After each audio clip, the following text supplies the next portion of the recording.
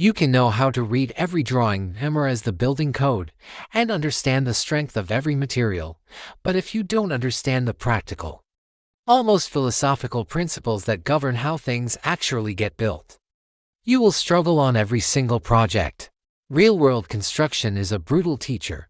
It doesn't care about your elegant design or your perfect calculations if they ignore the reality of weather, gravity, and human error. So what are these unspoken rules? The mental models that veteran superintendents and engineers carry with them onto every site. In this video, we're not covering a specific system or material. We're covering the foundational principles, the construction mindset that will make you a more effective, proactive, and respected professional, whether you're in an office or on the site. This is the wisdom that turns a novice into a master builder. Let's start with the first and most non-negotiable principle: water is the #1 enemy. From the moment you break ground to the day the building is demolished, your primary job is to manage water. Liquid water, vapor, ice, it will find a way in. It corrodes steel, rots wood, spoils concrete, and grows mold. Every single detail, from the massive roof drainage system down to the tiny flashing around a window, is part of a comprehensive strategy to get water away from the structure and keep it out. This is the core of building envelope science. The practical takeaway: always think of your building in layers. The cladding is the first line of defense, but behind it, you need a drainage plane, an air barrier, and a thermal barrier. The pro's mindset is to always ask, if water gets here, where does it go? If your answer is it shouldn't get there, you've already failed. Design and build for drainage, not just damming. The second principle is everything happens sequentially and accessibly. You cannot build the top floor before the ground floor.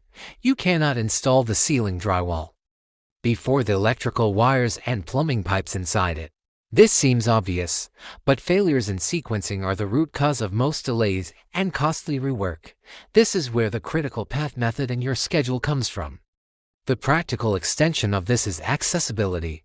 Every single component you install must be accessible for both installation and future maintenance.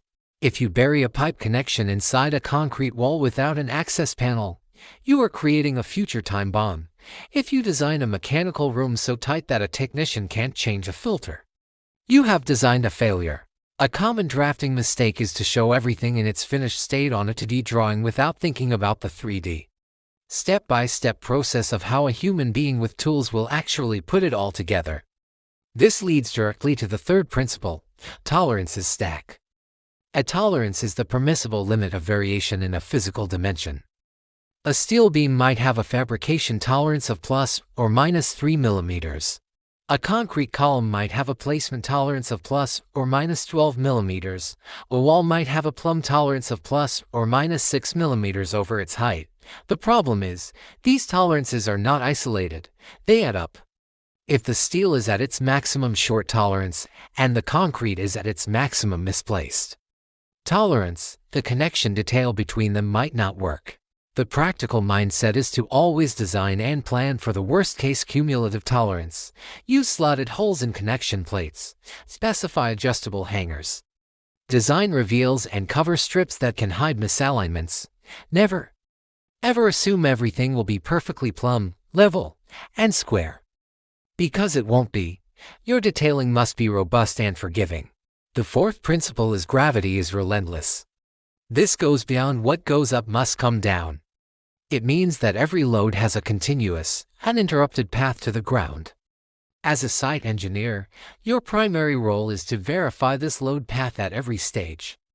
When you see a column, you trace its load up to the beams it supports and down to the footing below.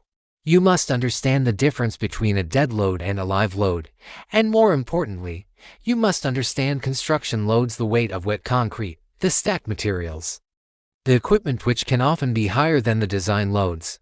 A pro tip is to be hyper-aware of point loads. A jack post supporting a beam during construction is concentrating a huge load on a small area of a slab that may not be designed for it, potentially causing a collapse. Your mindset must be to constantly ask, where is the load going right now, at this very moment? Finally, we have the principle of documentation as self-defense.